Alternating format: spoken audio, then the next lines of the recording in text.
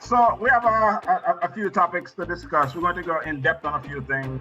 But before we go in depth on that, we're just going to run through a few topics, just like current events of the kind of what's going on. Mainly what's going on. Everybody know, coronavirus, COVID-19 kind of mashed up the place. It has been, in existence since like December. That we here in know the of. US. Yeah, that we know of. People didn't really take it seriously. I'm looking at you, Mr. Trump, until I'm still not taking it seriously.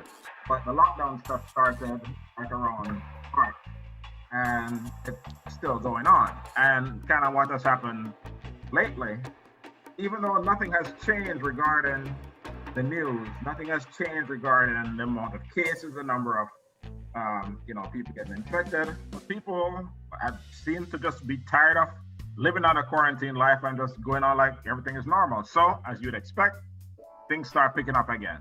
So, that's an issue, that we have to deal with, and it's having an impact. And the first issue that we'll talk about here in a little bit, just the impact that it's having on business, right? The business that we are most familiar with, the entertainment business. So we can speak to that directly. Obviously, more than anything, what matters is life. Without life, you don't have anything. But people's livelihoods are impacted.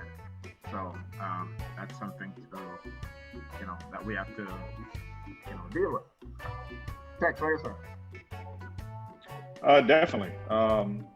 Being in the promotion game, a lot of our friends are promoters. A lot of our friends are club owners. And this is their sole source of income, sole source of revenue, and they're hurting, right now. So it's the fine line between our health and bringing business back. So it's just going to take a fine balance in order to get us back to a new normal, so to speak. Yeah, and that's you phrase it correctly, and that's such I don't we can talk a lot about our governor and the bad decisions he made and what have you, and the mayor, but yeah, it's a no-win situation for them, for people in that position, because you as a leader of a community, you depend on tax revenue, you depend on businesses thriving, people thriving, and so you want to balance that. But more than anything comes people's lives. And if that is, impacted, it's going to make the economic impact worse. So it's like we've been trying to thread the needle, and trying to balance under both things and not really going hard on the lockdown. Like in, South Korea and China and whatever, when the lockdown first started, they went all out, harsh measures, lockdown, everything. We're not that, dictatorship yet anyway, so we couldn't do some of those things, but they were able to handle this thing, and people were able to not, it's still there, but there's a reason why we have the worst outbreak in the world. And I saw somebody sent a meme today that said the reason why the US is having such a difficult time is that the U.S. values individualism, what the individual can do, versus collectivism, where what's good for the whole. I want to get my nails done, and I don't want to wear a mask because I know I'm not sick, even though you may be asymptomatic. Yeah, so therefore you go out and you may impact somebody or not. That's why we have 2 million at last count number of cases, 120,000 people dead. That's in a future episode. I wish we had somebody who was in the nursing profession who do you know anyone? Well, we could discuss these things with. I just might. We need to book them. Yeah, we definitely need to book if you happen to know one. That's I think I can come up with. You think maybe you have to get one? All right. Anyway, so that's that. Corona mashing up the world. But we press on. And so, actually related to that, the NBA is supposed to be coming back. I haven't really watched a lot of. I don't really watch sports news. I watch sports, and since no sports have been on, I don't know what's really going on in sports news. But I heard they were trying to come back and come up with a format where they could still play without fans and all in one city. What is the update? What are they trying to do? And do you know the status of that? I don't know. Well, what they're trying to do is basically get 22 teams in a bubble. But the pushback is coming from players in the fact that they're putting they don't want to put their families at risk, their loved ones, their spouses and things like that, and the amount of time that they're going to be away from them. Because once you basically get in the bubble, there's no coming out, you're not leaving until you basically get eliminated or, win a championship. So there's a lot of pushback there. Now, I see the reasoning on both sides that, a lot of players do want to play. And again, the reasoning there is mainly economic and entertainment value. Plus, competitors, they want to play. They want to play, they want to see it through. They want to see, who's the better team at the end of the year and, hoist a trophy. On the other hand, you have people that are thinking, okay, look here, I'm not putting my family's life in jeopardy, for this, because even though you're in a contained bubble, the players are the ones that are in the contained bubble. The workers are not. They are able to come and go, not as they please, but during their shift. So there's no telling, what they could bring back, and that's not a controlled environment as far as I'm concerned. So it's hard. It's a hard balance all the way around. Yeah, and it's and so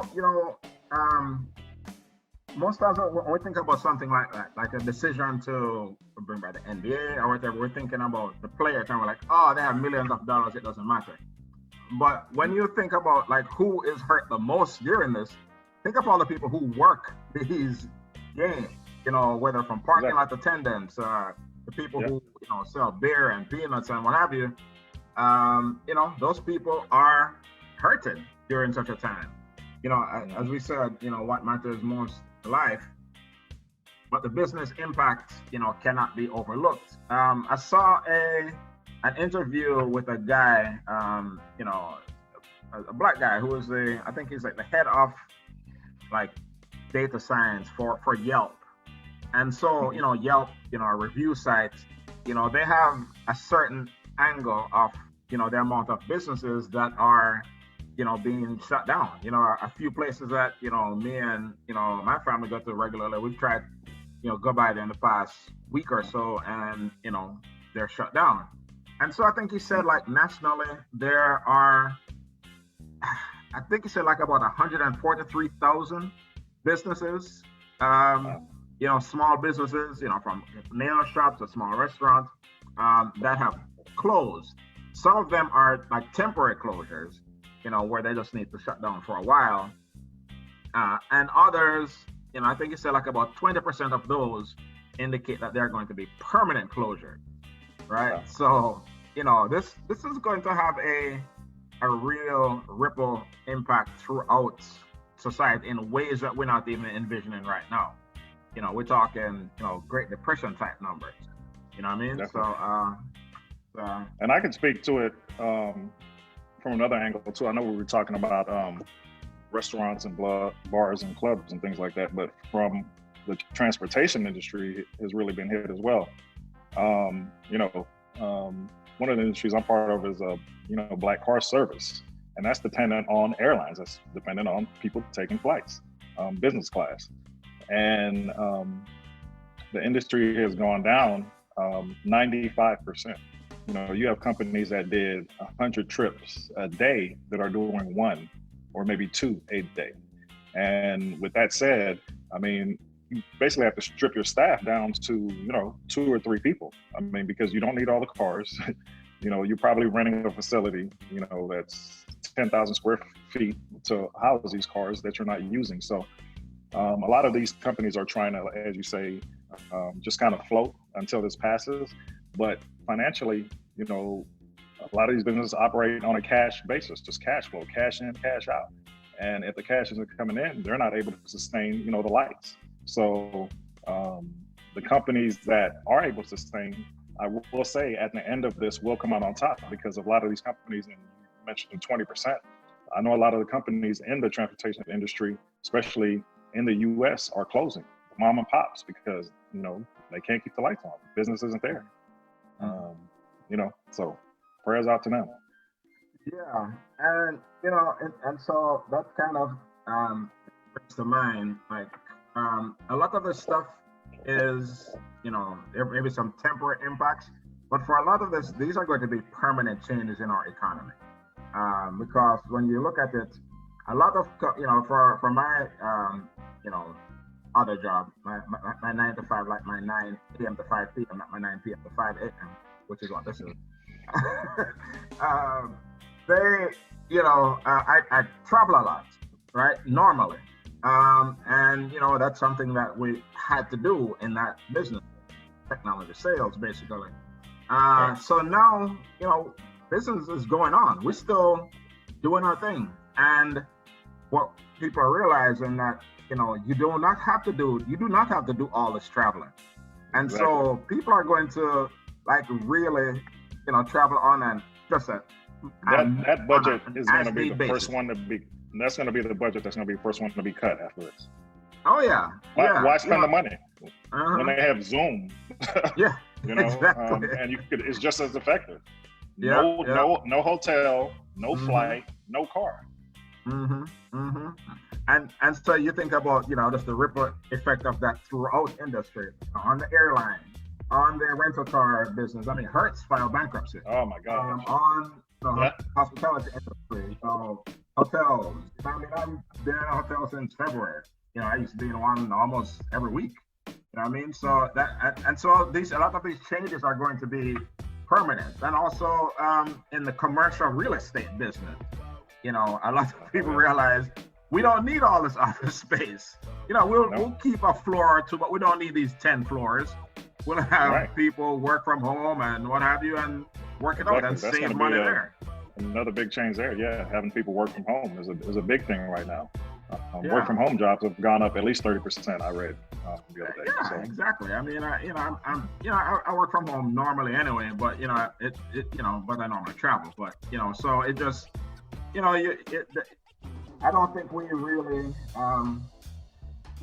realize the impact that this is going to have. Like I said before, the ripple effect throughout industries. But you know, within that, you know, something to really think about. There are going to be opportunities created. You know, definitely so. Yeah. So there's some major companies that were started during the last two significant downturns, like in the economic crisis of 2008 or in the dot-com crash. Because, you know, once people selling and everything, you know, people are looking to swoop in and try a new thing. You know what I mean? Get in where you fit in.